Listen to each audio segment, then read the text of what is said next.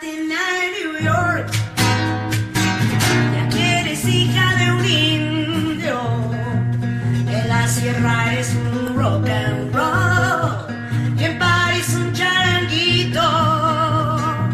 Magdalena del mar, te canto porque te quiero, porque en ti veo a toda mujer que sobresale en mi pueblo. Mira. No basta organizarse para revolucionarse. Despatriarcalización ya. Buenas noches, estamos en otro programa de Despatriarcalización ya.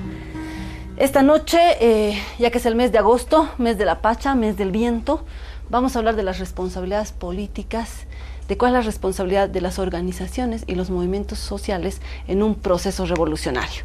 Les presento a nuestras invitadas. Está con nosotras la viceministra Claudia Espinosa, viceministra de Políticas Comunicacionales. Bienvenida. Muchas gracias. Hermana. Un saludo a toda la audiencia de Aviala y de Despatriarcalización ya. También está con nosotras Porfirio Cochi, dirigente de base del Alto. Muchas gracias y saludo a todos los televidentes de este prestigioso canal. No podíamos hablar de las organizaciones y movimientos sociales sin recordar el Alto de pie, nunca de rodillas. Julieta Paredes. En la lucha siempre, compañeros. Un poco resfriada la Julieta, Sí, pero bueno, vamos a darle fuerza igual, aquí a la revolución. Igual de pie, nunca de rodillas. Estamos en el mes de agosto, que se celebra el aniversario, hay toda la construcción de lo que ha significado el Estado plurinacional. Yo les propongo en este primer sector, para entrar al tema que hoy vamos a tratar de caracterizar qué es un proceso revolucionario. ¿Qué características tendría el proceso de cambio que estamos viviendo para saber qué es revolucionario o para saber lo que nos falta para que sea revolucionario? Viceministra, ¿quiere comenzar? Bueno, es un tema amplio, ¿no? Amplio, pero creo primero aclarar que agosto nos recuerda la fecha de la independencia de Bolivia, ¿no? No la fundación del Estado plurinacional. Esa primera aclaración, eso es en enero, que se celebra ese gran acontecimiento. Estamos cumpliendo 190 años, ¿no?, de fundación, que es la primera fundación, la primera independencia también podríamos decir, y que nos caracteriza como este momento histórico, este proceso. Creo que es justamente la relación directa entre el gobierno de nuestro presidente Evo Morales y las organizaciones sociales que son parte de este gobierno. Ese creo que es uno de los pilares y por eso es un proceso revolucionario, ¿no? Como dice, Evo Morales siempre hace referencia a la conciencia del pueblo y es por eso que él está donde está, refiriéndose a la lucha, a la larga lucha de los movimientos sociales y también a la decisión por vía del voto, ¿no?, que lo ha ratificado varias veces. Entonces, esos son, digamos, dos cosas importantes que tomar en cuenta como proceso revolucionario. Luego está, creo que también el carácter del proceso, ¿no?, que son las medidas, las transformaciones que se ha venido haciendo en estos casi 10 años ya de gobierno y que tienen justamente la característica de que son transformaciones que han tenido la participación directa de estas organizaciones sociales que han luchado y lo han llevado al presidente al poder político. Entonces, ese carácter de esas transformaciones que no son solamente medidas, no solamente son políticas públicas, ¿no?, sino son transformaciones profundas. Entonces, esto ha cambiado también la relación entre el Estado, la sociedad, ha cambiado las relaciones sociales, las relaciones económicas, y estamos construyendo ese proceso, ¿no? Estamos avanzando Falta bastante, por supuesto, porque estamos pagando también una deuda histórica muy larga, ¿no? Una deuda de dominación, una deuda de saqueo, una deuda de discriminación, de racismo, y por lo tanto no solamente hablamos de lo que ha significado el modelo neoliberal, 20 años más o menos, sino 500 años, ¿no? Por eso la importancia también del primer presidente indígena y todo lo que eso significa y todo lo que eso también representa para las organizaciones y los movimientos sociales. Varios elementos que ha planteado. Sí, yo creo que un primer elemento que para concentrar qué estamos entendiendo por proceso revolucionario, principalmente yo partía de lo que es las transformaciones estructurales del sistema de poder, del sistema político, del sistema de poder. Creo que, y esto se da por dos vías, las tradicionalmente conocidas en la historia política mundial, de las revoluciones desde estructuras políticas, partidarias, que se han constituido como un referente para la toma del poder, los partidos tradicionales en la historia política del país, por un lado, y por otro, este complemento con los movimientos sociales. Y Bolivia vive una característica muy particular sobre lo que está viviendo este proceso. Sin embargo, hay que tomar en cuenta cuál ha sido el despliegue de los movimientos sociales, de los movimientos urbano-populares, para llegar a esta situación de este proceso de cambio, como se denomina. Creo que ahí hay que valorar en la historia política boliviana varios movimientos sociales que han trascendido de la demanda sectorial a una demanda política de transformación del sistema político. Han trascendido. Ese es el caso, por ejemplo, ejemplos que tenemos, los movimientos sociales del 2000, la guerra por el agua. Tenemos los movimientos sociales, la guerra por el gas en el Alto del 2003, que desde la demanda sectorial se ha trascendido a lo que es la transformación de un sistema político que ha demandado, han trascendido al cambio de la estructura política. Y un elemento importante que ha guiado es justamente la recuperación de los recursos naturales, en ambos casos, en la experiencia boliviana. Que esta recuperación de los recursos naturales, que ha sido en manos de las transnacionales, o por lo menos el Estado neoliberal ha orientado de que estos recursos naturales pase a la administración privada transnacional, desde los movimientos sociales se ha planteado que haya un control, la recuperación de estos recursos naturales principalmente. Yo creo que ese es un elemento importante para analizar. Ahora, en la historia política mundial hemos visto procesos de transformación. Podemos ir a la historia latinoamericana, la truncada transformación de Salvador Allende en la década del 70, y otros procesos revolucionarios que también por la fuerza, como el caso cubano, el caso nicaragüense, el Frente Sandinista como es el movimiento 26 de julio en Cuba, y el Frente Sandinista en Nicaragua, digamos, que han llegado estos procesos revolucionarios con la incorporación de los movimientos sociales, de los urbanos populares, principalmente a través del Partido para la Toma del Poder. Yo creo que ahí es, digamos, las experiencias que tenemos más en nuestra región. No hablaremos de otras regiones del planeta. Para caracterizar un proceso revolucionario, Julieta. Yo creo que, digamos, que ya la hermana y el hermano han aportado elementos, ¿no?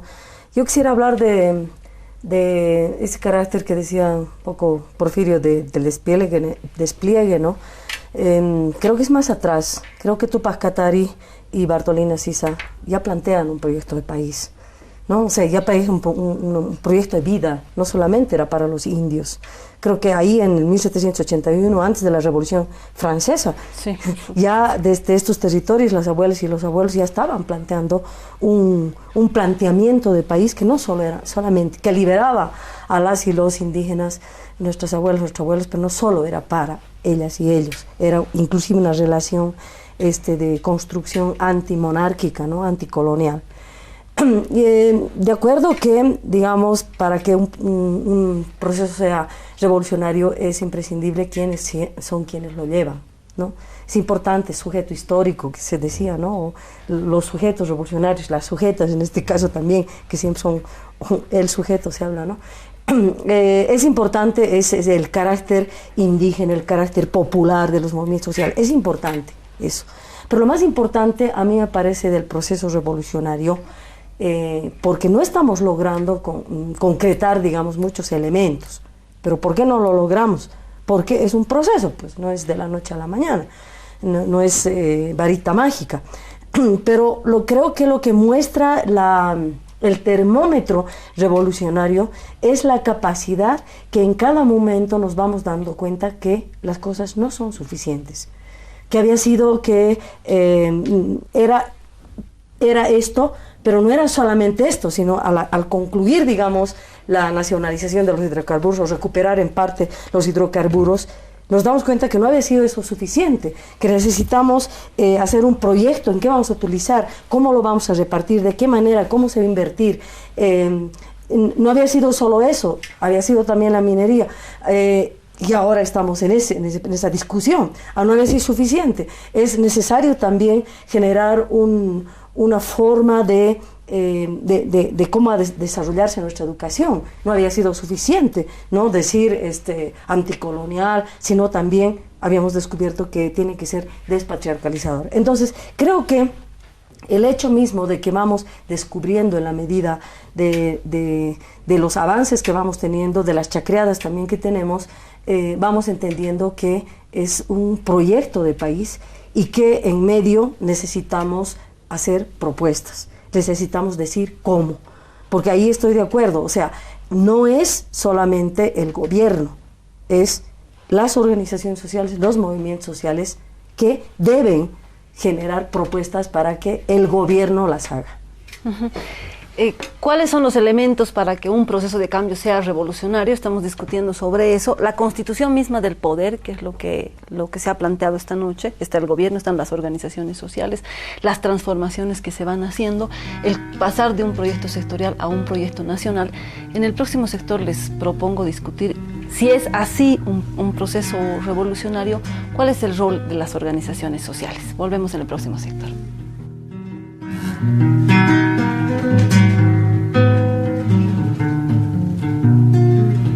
Estamos en Despatriarcalización Ya, en este mes de agosto, mes de la Pacha, hablando de la responsabilidad política de las organizaciones sociales. ¿Cómo se hace la revolución? Por favor, dennos las pautas esta noche. ¿Cuál es el rol de las organizaciones? No hay un recetario, no hay una guía, no hay un manual para cómo articular. Pensamos que en octubre ya habíamos hecho. Pues. Claro. Yo creo que hay grandes desafíos para los movimientos sociales. Si bien hay momentos de despliegue de la fuerza política, esa capacidad de trascender de la demanda sectorial a una demanda política nacional, creo que también hay que reconocer autocríticamente que los movimientos sociales en estos últimos tiempos han perdido esa fuerza de interpelar al Estado, esa fuerza de influencia sobre el Estado, sobre los cambios estructurales en la toma de decisiones y dar la orientación de la demanda colectiva, principalmente de toda una comunidad política. Creo que en estos últimos tiempos los movimientos sociales han perdido la fuerza, más al contrario, hay una rearticulación de las fuerzas que promueven la concentración del capital a través de programas y que también hay que ser autocríticos en esto, que se expresan en algunas políticas públicas o medidas estatales que hoy podemos enfrentar y que está generando polémica en el ámbito político, en el ámbito social. Ahora, no sé con estas condiciones si los movimientos sociales hoy están en la capacidad de revertir o de redireccionar, digamos, en la idea inicial de transformación del Estado principalmente. Yo creo que esos son, digamos, los grandes desafíos que va a entrar en debate también, ¿no ven? Con las medidas, los últimos decretos sobre de la incursión o estudios de exploración en las áreas protegidas, el tema de una tendencia fuerte del extractivismo a nivel regional, pero también en nuestro país. Yo creo que son elementos importantes que va a poner en prueba a los movimientos sociales si están en la capacidad de redireccionar en el primer momento de lo que era la recuperación de los recursos naturales. De lo contrario, estamos destinados a perecer como movimientos sociales, o tendrá que haber un proceso de rearticulación de los movimientos sociales. Y en alguna oportunidad hablé este tema de que hay un proceso de despolitización de estos movimientos sociales porque estamos en otras lógicas de actuación, de reivindicación de los sectores populares, ¿no?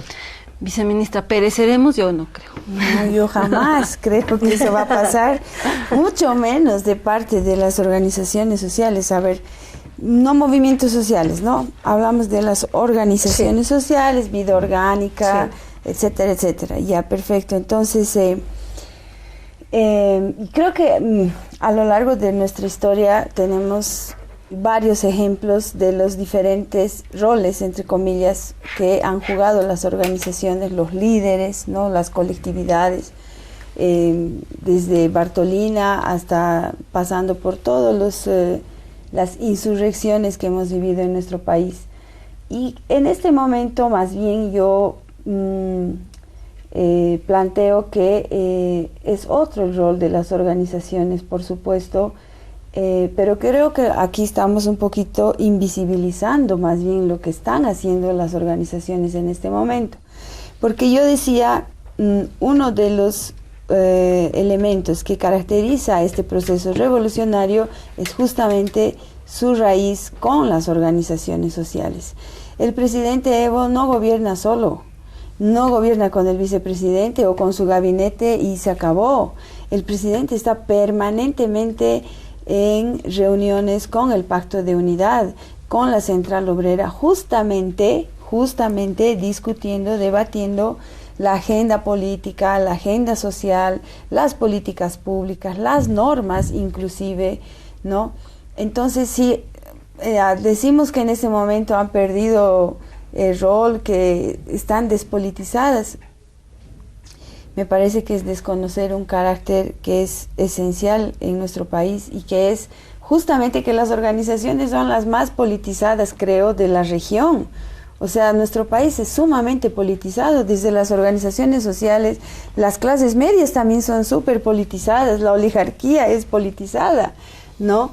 Vivimos permanentemente en esa tensión política, más bien, ¿no? Así que ese es hay un rol fundamental que están jugando en ese plano, en esa esfera, donde se debaten precisamente esas decisiones colectivas, ¿no? Por una parte. Por otra parte, sí hay todavía muchísimo que se va a seguir discutiendo de lo que está pendiente, ¿no? Dentro de esa larga deuda histórica que tenemos como país, como pueblo, como gobernantes. Y sí, hay que debatir, pero sin negar esa capacidad, más bien tanto esa capacidad de politizar y de movilizar que tienen las organizaciones sociales. Y en el tema que, por ejemplo, se menciona esto de las áreas protegidas, sí, hay que también abordar este tema, pero no hay que invisibilizar. Yo veo, por ejemplo, constantemente en los congresos orgánicos de las organizaciones están discutiendo estos temas. No sé cuánto estamos participando de estos espacios para palpar esta discusión, ¿no? Percibir este debate.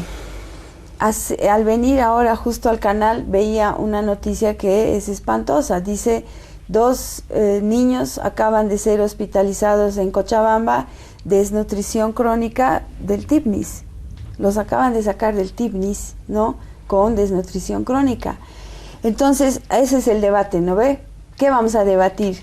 ¿La desnutrición crónica de los niños del TIPNIS o si seguimos preservando el área protegida, ¿no? Claro. Cuando necesitamos una carretera para sacar a esos niños, por ejemplo, o más bien para llevar salud hasta esas comunidades indígenas.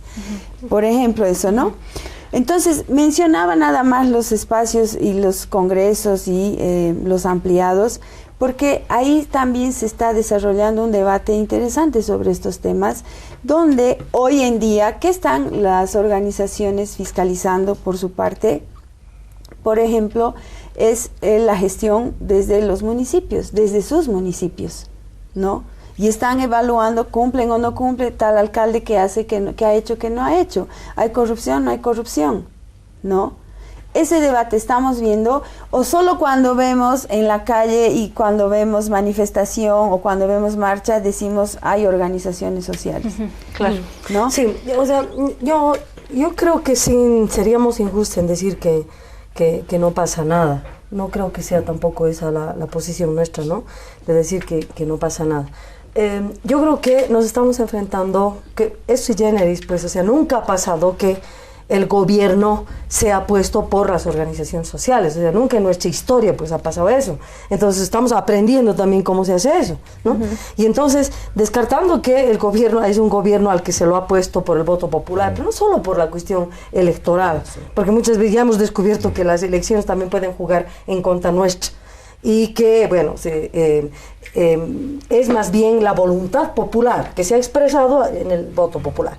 Pero creemos, yo por lo menos creo que hay, una cosa es nuestros hermanos que están haciendo la administración del Estado, el gobierno, ¿no? Esa es una cosa, y se hace como se está mandando, como se está proponiendo, en diálogo. Pero la otra parte tiene que ver con el profundo cuestionamiento que tenemos que hacernos como organizaciones sociales. Es verdad que se está hablando, que se está discutiendo, pero yo creo que ahí está faltando el hecho de mayor atrevimiento, porque este es nuestro proceso, compañera viceministra, compañero hermano, o sea, es nuestro proceso. Nos está faltando atrevimiento.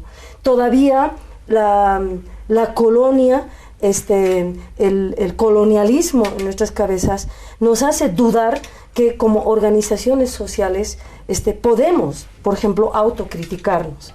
Por ejemplo, podemos impulsar en un diálogo franco y sincero con nuestros hermanos que pueden estar haciendo las administraciones, mismo de las alcaldías. O sea, hay miedo, y lo digo también por parte de las compañeras mujeres, ¿no?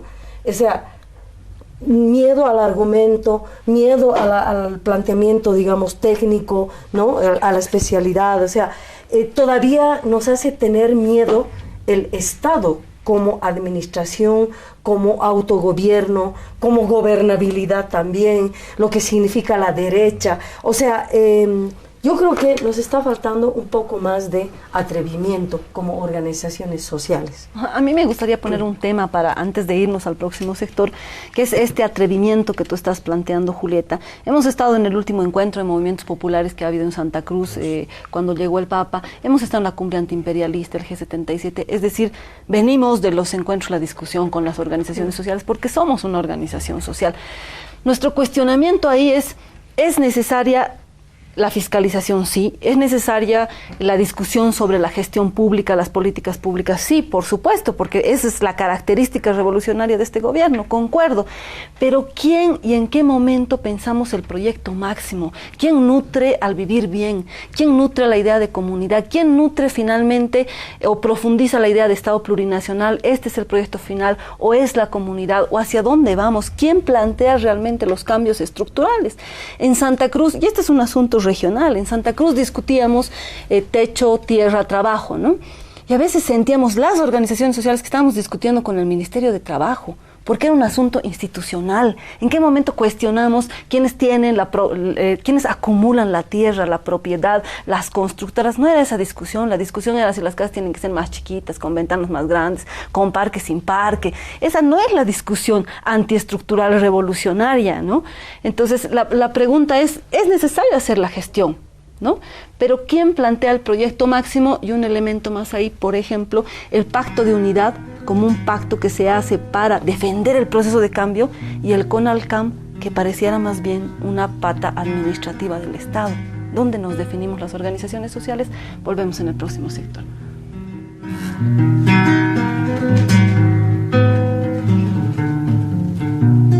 Esto hace que en determinado momento ya los pueblos indígenas y los sectores campesinos pelean por sus derechos, especialmente tierra, ¿no? Por su espacio, porque surgían de una relación desigual donde ellos eran los que generaban la riqueza y los que se aprovechaban eran otros.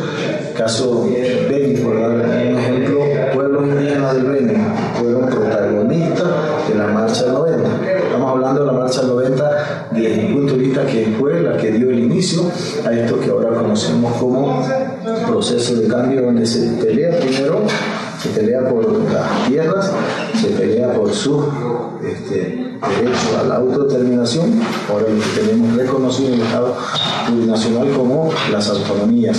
En general, en Beni, las organizaciones campesinas, indígenas, también hay organizaciones interculturales, organizaciones de mujeres que también en los últimos años han salido, como la Bartolina Sisa y otros grupos de sectores rurales, y también han contagiado a algunos sectores urbanos. Creo que el posicionamiento respecto al proceso de cambio es precisamente de ser parte.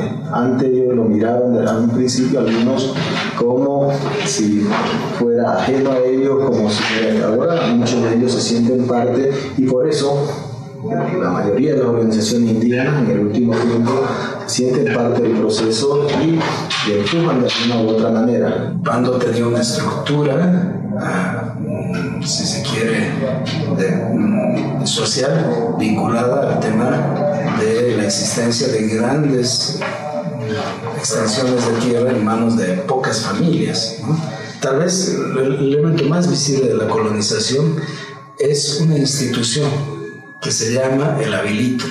Es un anticipo sobre un bien que no es propiedad de nadie, sino es decir, los recursos están en el bosque y la gente es llevada para hacer la recolección, y el único mecanismo de apropiación que le da legitimidad al patrón sobre esos recursos que no ha sembrado es el anticipo.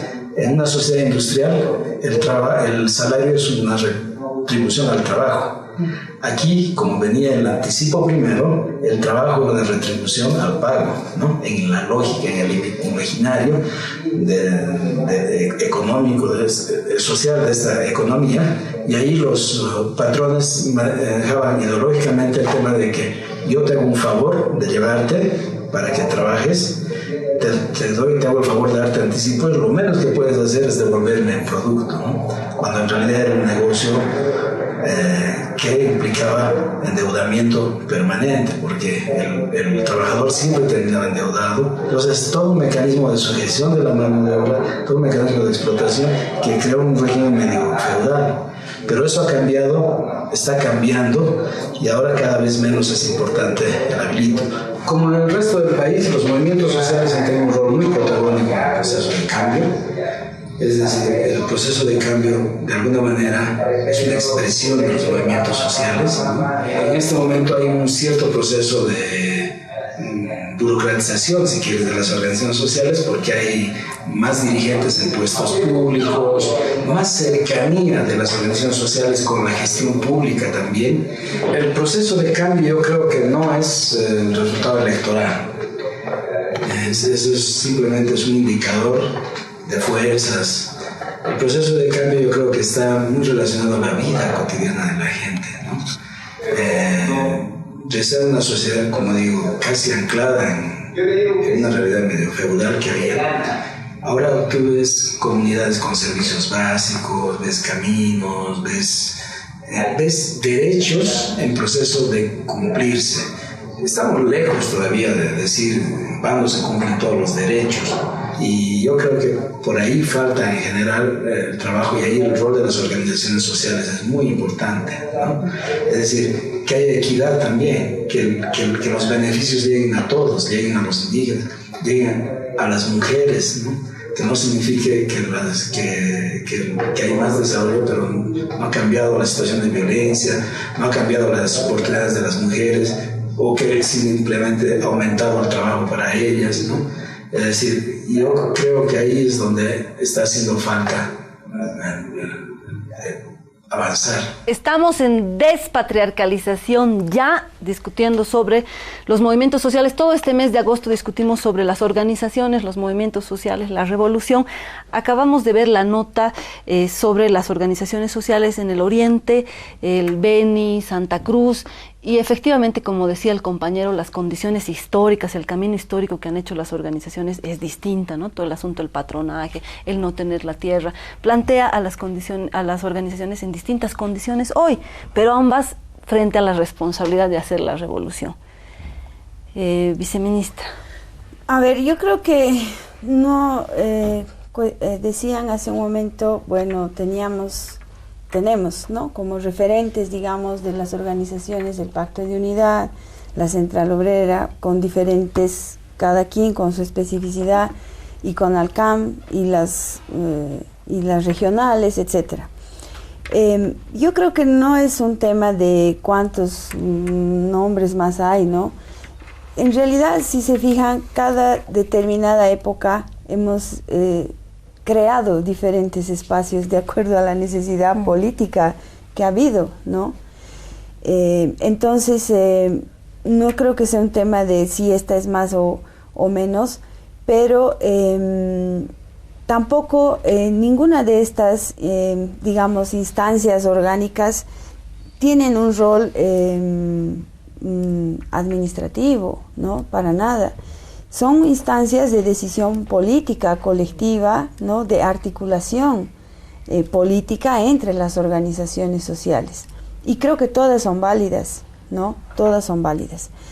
Ahora, en cuanto a el atrevimiento que decía, no sé a qué atrevimiento de qué decía Julieta, pero me imagino que es a, no sé, dar un paso más allá quizá de la gestión pública, más allá de quizá debatir ciertas condiciones de cómo el Estado está atendiendo las diferentes demandas sociales, no sé si es eso, pero estamos pues en una construcción cotidiana del vivir bien, ¿no? Yo creo que quizá no es tanto un tema de debate filosófico, de entrar en la profundidad teórica, sino más bien hay que también ver una necesidad práctica, ¿no?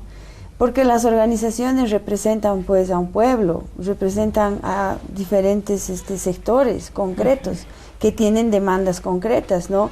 Cuando discutes que, por ejemplo, hay que poner agua en diferentes comunidades o hacer llegar donde nunca ha llegado, estás pues construyendo el vivir bien. Eso es el vivir bien, ¿no? Llevar el agua, llevar todos los servicios básicos, o ese ejemplo que daba del Tibnis, que es para llorar que esto siga pasando. En pleno siglo XXI están muriendo los niños de desnutrición. Entonces ahí debería estar, ¿no ves? Salud. Y claro, tienes que entrar más bien en una discusión con el Estado ahora. Esa es la discusión que tienes que entablar con el Estado. Ahí tienes inclusive a tus propios compañeros de las organizaciones aprendiendo a hacer gestión pública, ¿no? Y sí tienes que discutir en qué términos vas a llevar el agua, cuántos kilómetros, cómo va a ser la red de distribución, hasta dónde va a llegar, y dónde no llega, cómo vamos a hacer para que no quede nadie fuera de este servicio, qué sé yo, ese tipo de cosas. Porque este es el momento en el que podemos hacer eso. Claro. Ahorita estamos construyendo eso, ¿no? Por eso yo decía en mi primera intervención que lo que está determinando desde mi punto de vista, digamos, como energía, que este proceso es revolucionario, es que vamos haciendo cosas y luego vamos descubriendo que no son suficientes. Sí. Y que en realidad no es una discusión filosófica, sino es una conceptualización más bien de la práctica que vamos realizando y las soluciones que vamos planteando. En ese mismo plano, lo que yo quiero manifestar, esto del atrevimiento, tiene que ver respecto a que todavía esta parte, digamos así, subjetiva, porque lo objetivo respecto a las leyes, hay leyes ahorita que garantizan la no discriminación, que estarían garantizando, digamos, actitudes no colonialistas, racistas. pero la colonización y el colono en tu cabeza, la colonización en tu cabeza, eso no es fácil de sacar a través de las leyes, ¿no? Son procesos subjetivos, pero a la vez también son procesos concretos también, en el sentido de que los puedes mirar respecto a, por ejemplo, la colonización de los cuerpos de las mujeres, ¿no? O sea, ahí no se expresa, objetivamente ahí no se expresa ni en leyes, no se expresa ni en políticas tampoco de salud, ¿no? ¿No es verdad? Entonces, concreto, ahí la colonia sigue vivita y coleando. Y las mujeres que somos parte de las organizaciones sociales, cuidando el proceso de cambio, cuidando, por ejemplo, el agua, cuidando el gas domiciliario, o sea, sabiendo, disfrutando también de esas conquistas logradas por nuestra lucha, nos damos cuenta que no son suficientes. Pero las compañeras de las organizaciones sociales, por ejemplo, se callan, ¿no? Se callan frente a lo que tendríamos que fuertemente ahorita hablar de la colonización, el control estatal que todavía hay sobre los cuerpos de las mujeres. Estamos en el último minuto. Sobre este tema del atrevimiento que dice, yo creo que son los desafíos principalmente. No es igual, por la nota que hemos visto, no es igual un movimiento social del Beni que del Chaco o que del Altiplano. Hay una diversidad de niveles de desarrollo de los movimientos sociales. Eso es por una parte. Pero también hay que ver que los movimientos sociales han perdido ese nivel de autonomía, porque dependen, hasta económicamente, donde les limita esta moral del cambio para influir en la redirección de estos procesos principalmente. Y podemos hablar no solo a nivel del gobierno del Estado central, sino de los otros niveles estatales, municipales, sobre todo en estos niveles municipales donde esta tendencia de dependencia que limita su autonomía política. Yo creo que es un desafío que hay. ¿Pero dependencia en qué? Dependencia hasta económica, hay que ser reales en eso.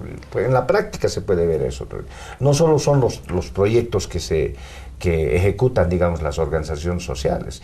Hay, por eso que principalmente en este nivel se denuncian niveles de corrupción, etcétera, etcétera, ¿no? O de prevendalismo, de cooptación del sistema político a nivel local, de la dirigencia representativa de la que estamos hablando. Ahí hay una sí. distorsión, yo creo, porque seguimos hablando como si estuviéramos en el neoliberalismo y esperando que las organizaciones hagan lo que hacían en ese tiempo, y no, pues estamos en otro tiempo.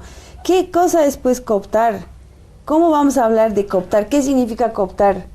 ¿Qué significa cooptar? Que se adhiera sí, a estamos tu posición, partiendo. a tu propuesta de política. No, cooptar significa más allá de eso, sí. ¿no? Otra cosa es que alguien se adhiera a vos, digamos, porque hay una afinidad. No, pues no podemos estar hablando de cooptación. Si este gobierno representa a las organizaciones sociales y las organizaciones son parte de este gobierno, están sentadas discutiendo, bueno, entonces, relativo, hay que yo tampoco creo eso de cooptación, ni que haya o no haya dependencia económica. Es que es una acusación grave que me diga el compañero, es que hay una dependencia económica porque les pagan, digamos, ¿no ves? Es que, compañero, es que no es cuestión de fe, no es cuestión de fe, en sentido de que, o sea, las organizaciones sociales y los movimientos sociales sí están formando parte de su autogobierno. En ese sentido, sí hay una adhesión, o sea, eso lo planteamos como una adhesión. Me están cortando el tiempo, les propongo terminar esta discusión en el último sector de despatriarcalización. Ya.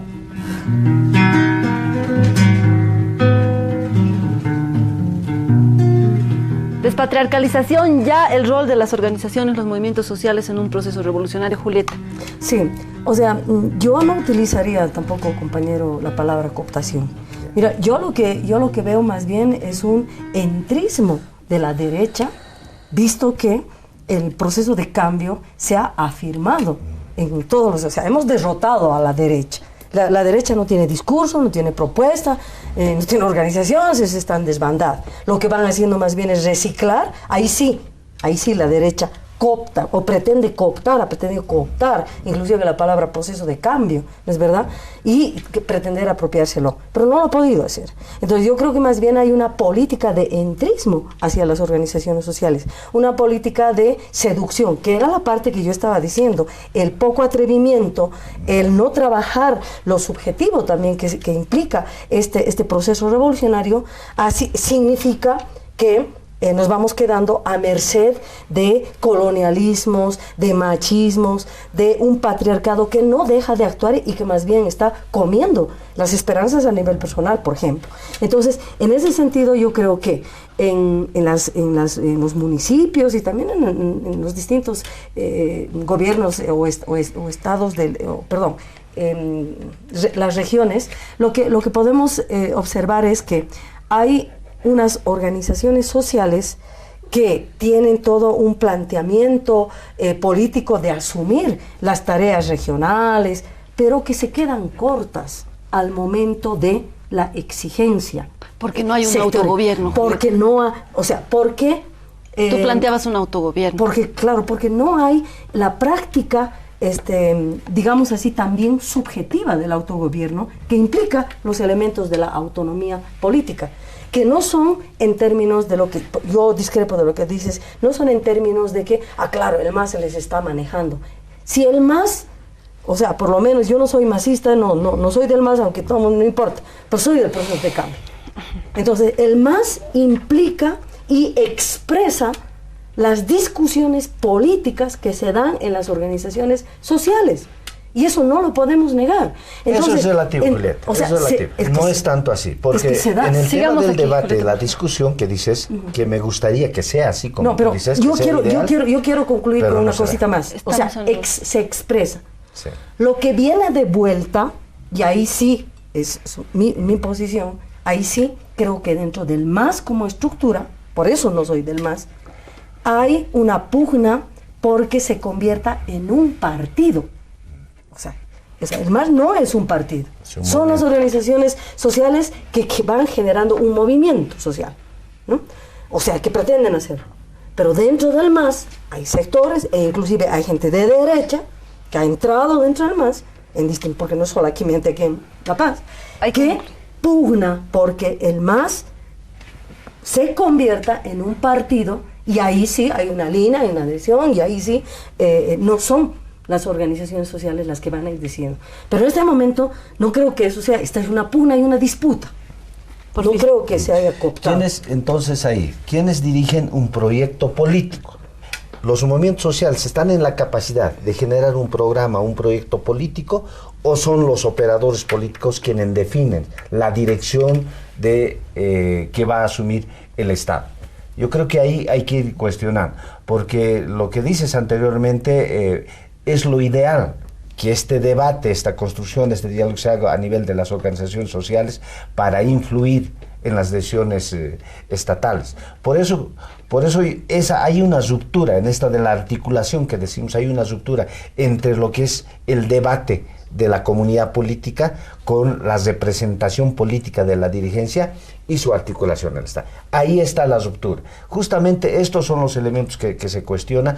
En estos niveles, por ejemplo, no se permite el debate. Si estás en contra, seguramente, si tienes una opinión contraria, que no comulgas de la mayoría, seguramente eres de la derecha. Hasta estás siendo apoyado hasta por agentes externos, etcétera, etcétera. Entonces estas cosas creo que son los desafíos que los movimientos sociales tienen que asumir, de generar principalmente, no desde el punto de vista teórico, filosófico, no. Creo que es desde el punto de vista más práctico y cotidiano para contribuir principalmente. Pero una autonomía. ¿Por qué se asustan si te dicen que tú eres de derecha y no eres de derecha? Ahí viene lo del atrevimiento. O sea, te van a decir, a ver, vos que has luchado, todo el mundo sabe, viene alguien, cualquier hijo de vecino te viene y te dice, vos eres de derecha, vos te caes de la risa, pues, claro. Sigues proponiendo y sigues actuando. No te vas a yunquear con la derecha, ¿verdad? No me voy a ir al frente. No te vas a hacer candidato de la derecha, que es lo que hemos visto, ¿verdad? Entonces continúas peleando, continúas luchando desde el lugar que tú eres, que te digan derecha. Eso no significa que dentro del MAS, como instrumento político, se hayan puesto candidatos que han tenido un camino en la derecha. Sí, o sea, es algo que no podemos negar, ¿no ves? Sí. Como movimiento es una diversidad también. Yo creo que un poquito también hay un desconocimiento de lo que pasa dentro del Estado, ¿no? Porque es al revés. Y aunque no me crea aquí el compañero, pienso que es porque no desconoce realmente. Las organizaciones sociales proponen y los operadores traducen esas propuestas en cómo hacerlo técnicamente viable. Así funciona, ¿ya? Primera cosa. Y yo que estoy en un cargo público, donde recibo organizaciones, donde vienen con las demandas, es de esa manera, ¿no? Sí. No estoy diciendo porque se me ocurre que es así. Segundo, hay dos elementos que creo que hay que considerar.